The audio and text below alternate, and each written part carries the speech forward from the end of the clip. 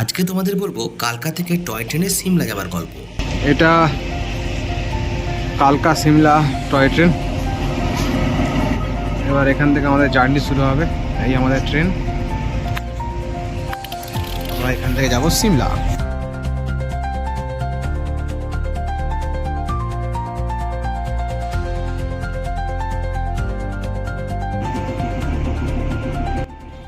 ট্রেনে উঠে বসলাম আর হুইসেল দিয়ে ডিজেল ইঞ্জিন ছেড়ে দিল। পাহাড়ে যাবে তাই এখন ভরসা ডিজেল কিংবা কয়লার ইঞ্জিন। যদিও এই লাইনে ডিজেল ইঞ্জিনই চোখে পড়ল, দার্জিলিংয়ের মতো কয়লার ইঞ্জিন চোখে পড়ল না। টয় ট্রেনে যেতে যেতে রাস্তার ধারে এই প্রথম পাহাড় দেখা, এরপরে আরো অনেক পাহাড় সামনে আসছে। পাহাড়ের বুক চিরে দারুণ রাস্তা, দুপাশে পাহাড় আর জঙ্গলের মধ্য দিয়ে এগিয়ে চলল। কালকা থেকে এখন সিমলার পথে যাচ্ছি, আর পুরো রাস্তাটা অনেকগুলো টানেল, আর টানেলগুলো এলেই পুরোটা অন্ধকার হয়ে যাচ্ছে। অসাধারণ অভিজ্ঞতা।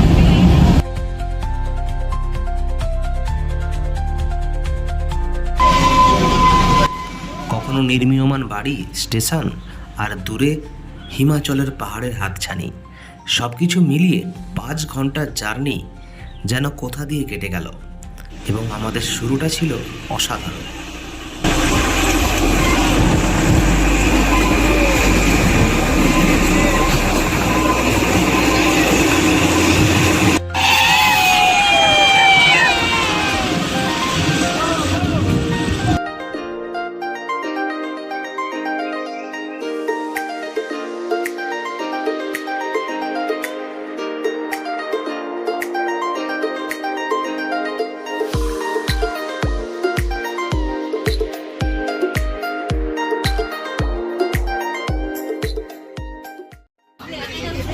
ছোট্ট ছোট্ট স্টেশন এবং খুব সুন্দর করে সাজানো গোছানো প্রত্যেকটা স্টেশন।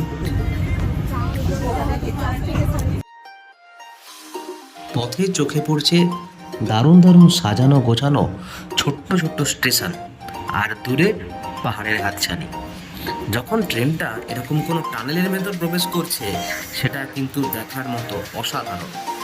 টানেলের ভেতরে যাওয়ার পর টানেল পেরিয়ে যখন আবার নীল আকাশ আর পাহাড় চোখের সামনে ভেসে উঠছে, ও ভাষায় প্রকাশ করা যাবে না। শেষে আমরা চলে এলাম সিমলায়।